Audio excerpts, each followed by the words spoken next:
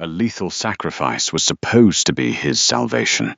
When Cora bared her throat to Boston's most dangerous predator, she expected agonizing death in exchange for her family's survival. She never anticipated the monster would press his feverish lips to her pulse, whisper a desperate plea, and completely rewrite history. Cold rain lashed against the cobblestones of Beacon Hill as Cora Delphine slipped through the iron-wrought gates of the abandoned Rostavor estate. She was 28, a brilliant hematologist at Boston Medical Center, and utterly out of options. Her younger sister Isabella lay dying in a sterile room at Etheris Biotech, consumed by a rapidly mutating strain of aplastic anemia that defied every conventional medical protocol. Dr. Alaric Cross, the lead researcher at Etheris, had quietly suggested Isabella's case was hopeless, subtly urging Cora to sign the DNR. But Cora knew Dr. Cross was hiding something. She had seen the classified files left open on his terminal. She had seen the anomalous cellular regeneration in the blood samples he kept locked in the sub-basement. They were not human. The mythical underworld of vampires was not a gothic fantasy. It was a heavily guarded, corporate-sponsored reality. Cora had tracked the source of those miraculous regenerative blood samples to this very estate. Beneath the decaying mansion lay a subterranean prison holding the original donor. He was known in the hidden ledgers only as Subject Zero, but the encrypted underworld chatter referred to him as Lysander Cross, the deposed vampire king of the eastern seaboard.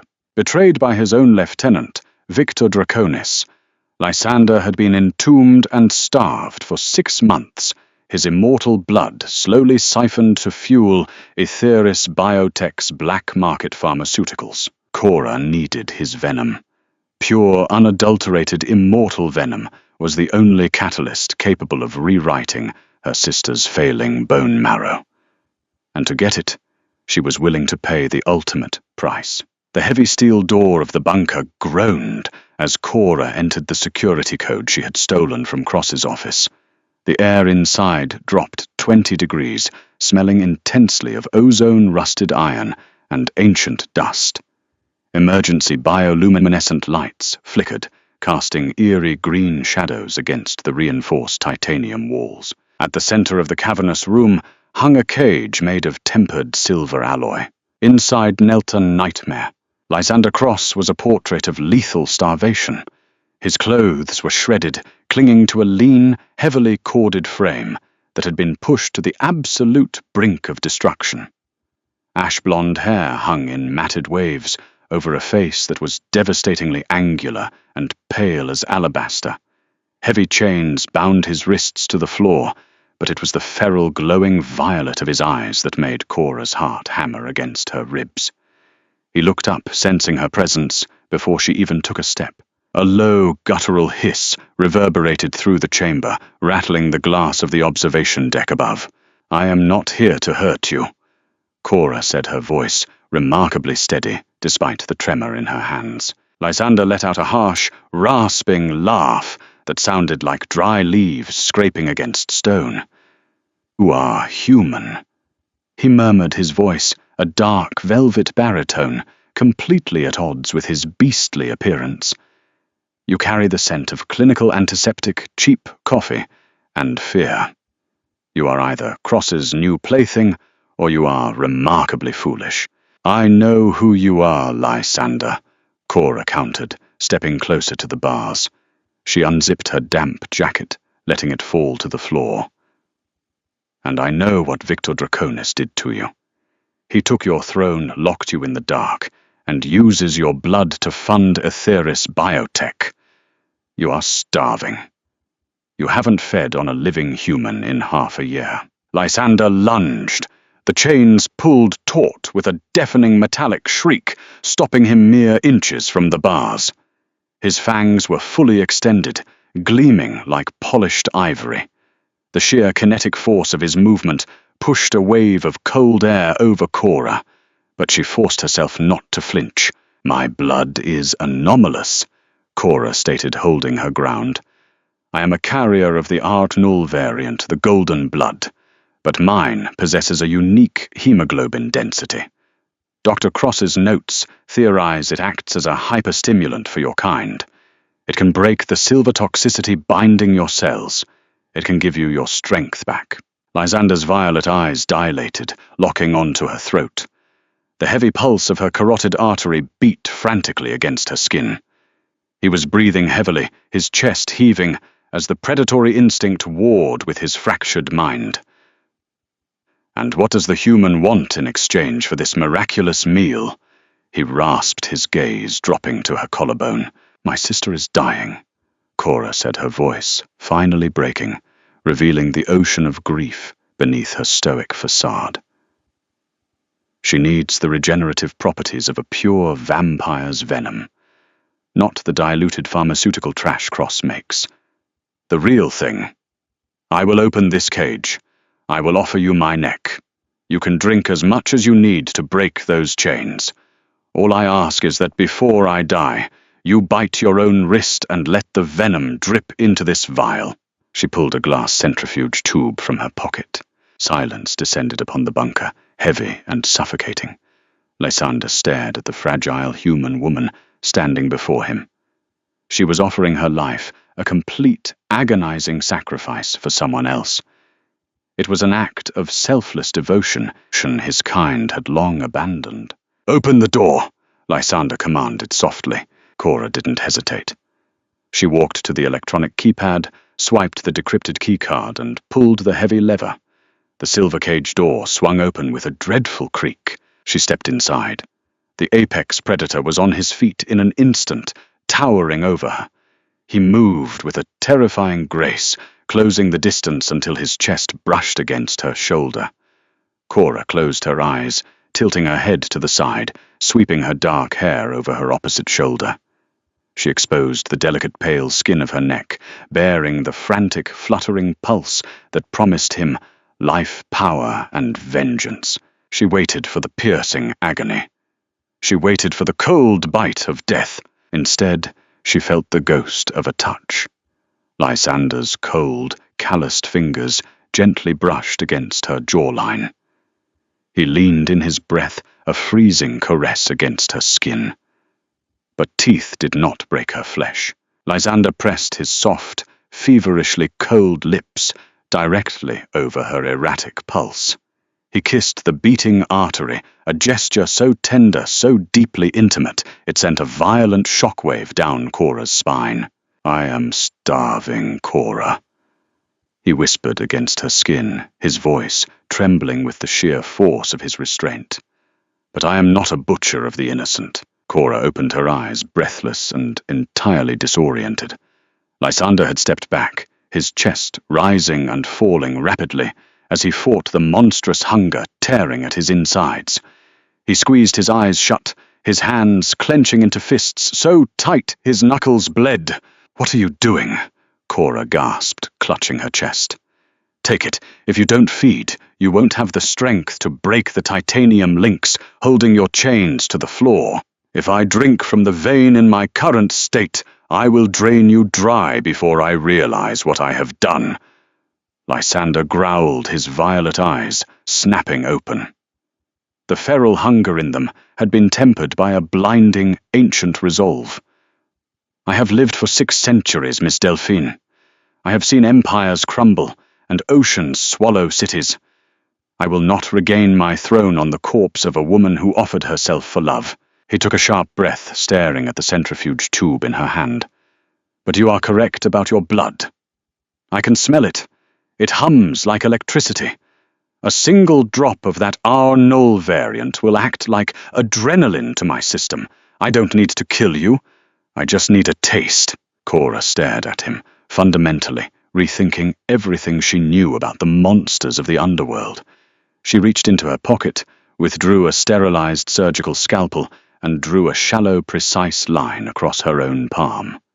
Bright crimson welled up instantly, rich and heavy. She held her hand out to him. Lysander fell to his knees.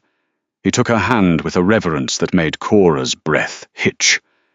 He brought her bleeding palm to his lips and dragged his tongue across the cut. The reaction was instantaneous. The moment Cora's blood hit his system, a shockwave of kinetic energy ripped through the room. The bioluminescent lights exploded in a shower of sparks, plunging the bunker into momentary darkness before the red emergency backups kicked in. Lysander threw his head back, an inhuman roar tearing from his throat. The sickening pallor of his skin flushed with vibrant, dangerous life. The hollows of his cheeks filled, and the sheer muscular density of his frame expanded. With a sickening crack, Lysander gripped the titanium chains binding his wrists and ripped them straight out of the reinforced concrete floor. Dust and debris rained down as he stood up, fully restored, radiating a terrifying, suffocating aura of absolute power. He looked at Cora, his eyes no longer crazed, but burning with a cold, calculating intellect. He brought his own wrist to his mouth, pierced his skin with his elongated fangs, and held his bleeding arm over her glass vial.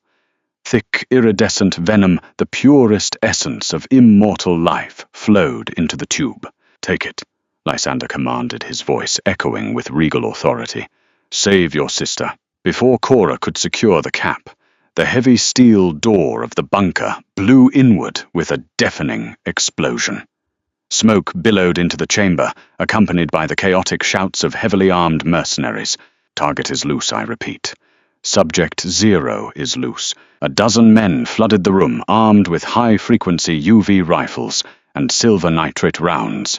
At their helm stood Geneva Rostova, Victor Draconis's most ruthless enforcer. She was a striking, statuesque vampire in a tailored corporate suit, holding a modified submachine gun. "Well, well," Geneva purred, her eyes darting from the broken chains to Cora. "Dr. Cross will be furious. He explicitly ordered us to keep his little hematologist alive until she mapped the genome of her golden blood. Kill the king. Bag the girl." "Run!" Lysander hissed at Cora, his body blurring as he moved. He didn't just fight. He orchestrated a massacre. Lysander hit the front line of mercenaries with the force of a freight train. He shattered a man's ribcage with a single palm strike, using the mercenary's falling body as a shield against a barrage of silver bullets. Cora dropped to the floor, crawling behind the shredded remains of the observation console, clutching the vial of venom against her chest. Geneva snarled, firing a concentrated UV beam that singed the edge of Lysander's shoulder. He didn't even flinch. He vaulted off the wall, flipping through the air, and landed directly behind Geneva. Before she could turn, he grabbed the back of her neck and slammed her face first into the titanium wall. The metal buckled under the impact. "Tell Victor," Lysander whispered into Geneva's ear as she slumped to the floor, semi-conscious, "that his king has returned." The bunker was silent, save for the groans of the incapacitated mercenaries. Lysander stood amidst the wreckage, blood dripping from his knuckles, looking entirely untouchable. He turned to Cora, holding out a hand. "We need to move," he said. "Victor will feel Geneva's defeat through their blood bond. The entire city will be locked down in 10 minutes. Cora took his hand, pulling herself up. "I have to get to Aetheris Biotech. I have to administer this to Isabella before her organs fail." "Aetheris is a fortress," Lysander replied, his grip on her hand, firm and protective. "Victor uses it as his central stronghold. If you walk in there alone, you will never walk out, and your sister will become a permanent test subject for Dr. Cross." Cora's heart plummeted, panic threatening to choke her. "Then what do we do?" "We don't have time." Lysander looked down at her, his expression unreadable, yet undeniably anchored by the bravery she had shown him. "You freed me, Cora Delphine. You offered me your life. In my kingdom, a debt of blood is absolute. I will not let your sister die." He pulled her toward the hidden emergency exit at the back of the bunker. "We are going to take my city back, and we are going to start by burning Aetheris Biotech to the ground. They fled into the freezing Boston night, an impossible alliance forged in the dark, a desperate human scientist carrying the blood of kings, and a starving monster who had chosen love over slaughter. But as they disappeared into the shadows of the alleyway, neither noticed Dr. Alaric Cross stepping out from the wreckage of the bunker, dialing a secured encrypted phone. "Sir," Cross said, watching the drops of Cora's golden blood drying on the floor. She successfully activated him. "The hybrid protocol can commence. Yes, Draconis is ready for Phase 2. The game had only just begun. Headlights sliced through the torrential downpour as a stolen matte-black SUV tore down Route 2, leaving the glowing skyline of Boston in the rearview mirror. Cora gripped the passenger side handle, her knuckles white, while Lysander navigated the treacherous hydroplaning curves with the effortless, preternatural reflexes of an apex predator. They were heading toward Concord, specifically to a sprawling abandoned agricultural estate that belonged to Cora's late grandfather. It was off the grid, surrounded by hundreds of acres of overgrown fields, the perfect tactical blind spot. Rain hammered the tin roof of the massive, dilapidated barn as Lysander kicked the rusted side door open, clearing the perimeter with a swift, calculated gaze.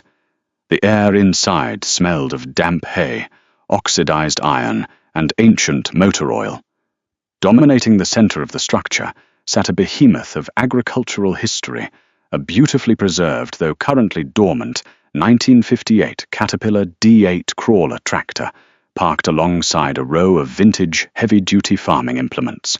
"We have exactly 20 minutes before Victor's private military contractors ping the SUV's residual GPS telemetry," Lysander stated, his voice a low, commanding rumble. He was already moving toward the massive steel sliding doors, securing the heavy iron latches. "Aetheris Biotech employs ex-special forces. They will move in an echelon formation, likely bringing specialized K9 units trained to track the scent of immortal blood." Cora didn't panic. Her scientific mind, trained in the high-pressure environment of emergency hematology, compartmentalized the terror. She pulled a heavily encrypted brushed steel laptop from her satchel, the drive she had physically ripped from Dr. Cross's mainframe before fleeing the hospital. She set it up on the flat steel hood of the antique tractor, booting the system. "Then we need to use this 20 minutes to destroy them where it actually hurts," Cora said, her fingers flying across the keyboard. "Victor Draconis didn't just lock you in a cage to steal your throne. He built a multi-billion-dollar pharmaceutical empire on your suffering. Aetheris is publicly traded in Kendall Square. If I can bypass Cross's secondary firewall, I can access the raw clinical data of their human trials." Lysander paused, watching her with a mixture of ancient curiosity and profound respect. For centuries he had ruled a hidden aristocracy built on fangs and bloodshed. Yet here was a mortal woman armed only with a glowing screen, preparing to dismantle an empire using the merciless weapon of corporate accountability. "Cross let you escape." Cora suddenly gasped, the blue light of the screen reflecting in her widened eyes. "The files. They outline a hybrid protocol. They didn't just want my golden blood to heal you. They wanted you to ingest it to synthesize an entirely new, patentable genetic mutation within your venom. We walked right into their trap." "A trap requires the prey to remain contained," Lysander replied, his violet eyes narrowing as he stepped close to her. His immense presence a comforting anchor in the freezing barn. And Victor severely underestimated the variable of my own free will. A sudden chilling sound cut through the drone of the rain. It was a low, synchronized hum of suppressed diesel engines approaching the property line, followed instantly by the sharp, disciplined bark of a tactical working dog. "They are here," Lysander whispered. 4 vehicles, 12 heavily armed operators, and a tracker. I need 3 more minutes to compile the evidence packet and route it to the SEC, the World Health Organization, and every major news outlet on the eastern seaboard. Cora frantically typed, bypassing the final security node. Once I hit execute Aetheris, stock will plummet to 0, and Cross will be facing federal indictments for biological warfare. You will have your 3 minutes, Lysander vowed. He turned his attention to the massive Caterpillar D8. With a swift, brutal pull, he ripped the heavy ignition casing clean off the dashboard, exposing the thick electrical cables. He sparked them together. The antique diesel engine roared to life with a deafening, thunderous bellow, black smoke belching toward the rafters. "Stay behind the iron," Lysander ordered, plunging the barn into absolute darkness as he shattered the overhead bulbs with a thrown socket wrench. The barn doors exploded inward, blown off their tracks by breaching charges. Laser sights cut through the dense diesel smoke, painting the darkness with erratic red beams. "Target acquired! Push in! Push in!" A mercenary shouted over the deafening roar of the tractor. A massive German shepherd, strapped in Kevlar tactical webbing, surged forward. The dog was a magnificent, terrifying creature, bred for combat, and trained to hunt the unnatural. It bypassed the loud machinery, locking onto Lysander's scent, baring its teeth in a vicious snarl as it lunged into the shadows. But Lysander did not strike the animal. As the dog leaped, jaws snapping toward his throat, Lysander dropped to one knee, locking his glowing violet eyes directly with the canines. He released a wave of pure, dominant alpha energy, an ancient psychic weight that separated the true kings of the wild from mere pretenders. The German shepherd froze in midair, landing softly on its paws. The dog whimpered, once the aggressive posture dissolving instantly, and sat obediently at Lysander's side. "Good boy," Lysander murmured before vanishing into the smoke. The ensuing engagement was not a fight. It was a surgical dismantling. Lysander utilized the heavy agricultural machinery as perfect tactical cover, moving with the terrifying efficiency of a phantom. He disarmed 3 mercenaries before they could pull their triggers, crushing their rifles into useless bent metal. He used the blind spots created by the tractor's massive steel treads to isolate and incapacitate the squad leaders, striking pressure points that dropped them unconscious to the dirt floor without spilling a single drop of blood. He was keeping his promise to Cora. He was no longer a butcher. "File transmitted," Cora yelled over the idling tractor, slamming the laptop shut. "It's done. The data is out in the wild. Aetheris is finished." Lysander materialized beside her, pristine and untouched, while the elite mercenary squad lay groaning in the hay. He reached out gently, touching the side of her face. "Then it is time to reclaim my crown and save your sister." Kendall Square was eerily quiet as the stolen SUV crashed violently through the reinforced glass doors of the Aetheris Biotech headquarters. The alarms shrieked a chaotic symphony of flashing red strobes, but the usual swarm of corporate security was remarkably absent. Cora's data leak had already hit the global networks. The building was in full evacuation mode, as federal agents were undoubtedly already rushing toward the premises. Lysander kicked the shattered windshield out of the frame and lifted Cora effortlessly from the passenger seat. Together they strode into the sleek, ultra-modern atrium. "The sub-basement," Cora directed, clutching the vial of Lysander's venom tightly in her pocket. "That's where they keep the terminal patients. That's where Isabella is. They didn't bother with the elevators." Lysander tore the steel doors off the emergency stairwell, descending the 50 flights in a matter of seconds, carrying Cora securely in his arms. When they reached the subterranean medical bay, the pristine white corridors were lined with armed guards, but they were trembling. At the far end of the hall stood Victor Draconis. He was clad in impeccable midnight blue tailoring, his crimson eyes burning with a mixture of arrogance and burgeoning panic. Beside him stood Dr. Alaric Cross, frantically clutching a briefcase filled with encrypted hard drives. "You are a relic, Lysander." Victor sneered, though he took a cautious step backward. "You let human empathy weaken our kind. I built an empire that ensures our survival in the modern age. You built an empire on theft and cowardice." Lysander's voice echoed down the sterile hallway, vibrating with a lethal harmonic resonance that caused the fluorescent lights above to shatter in sequence. "And your empire just filed for bankruptcy." Cross's phone vibrated violently. The human doctor looked down, his face draining of all color. "Sir, our stock. The SEC just froze all trading. The human trial data has been leaked to the Department of Justice. We are ruined." Victor snarled, his fangs extending as he turned his fury upon Cross. But before the usurper could strike his own pawn, Lysander crossed the 80-foot hallway in a blur of motion. The clash between the two vampires was a terrifying display of kinetic force. Victor struck with the desperation of a cornered animal, his claws tearing through the reinforced steel walls. But Lysander fought with the cold, measured precision of a true tactician. He sidestepped a vicious swipe, caught Victor's arm, and used the usurper's own momentum to hurl him through the thick, shatterproof glass of the observation deck. While the immortals clashed, Cora sprinted past the chaos, her eyes scanning the medical bays. She found Isabella in room 4, her monitors beeping weakly, her skin translucent and fragile. Cora didn't hesitate. She drew the syringe she had prepared in the SUV, uncapped the vial of Lysander's iridescent venom, and drew the liquid into the chamber. She injected it directly into Isabella's IV line. For 3 agonizing seconds, nothing happened. Then a sudden, violent gasp tore from Isabella's lungs.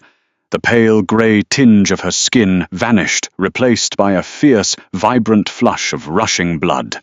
The heart monitor, previously flatlining into a lethargic rhythm, suddenly spiked into a strong, steady, powerful beat.